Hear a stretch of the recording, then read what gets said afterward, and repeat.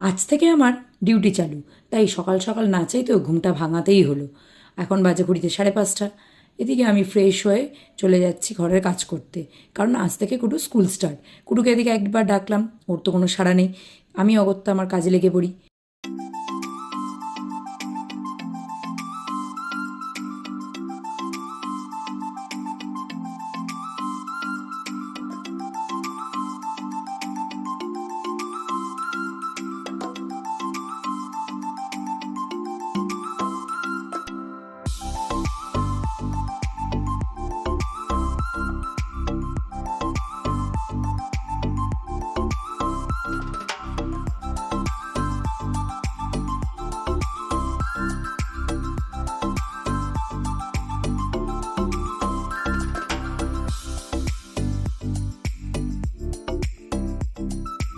এইদিকে আমার টিফিন বানানো ডান। আজকে কুটুর জন্য বানিয়েছি রুটি আর সবজি, আর কুটুর জন্য রুটি সবজি বানিয়ে আমি খেয়ে নিলাম একটু ডিটক্স ওয়াটার।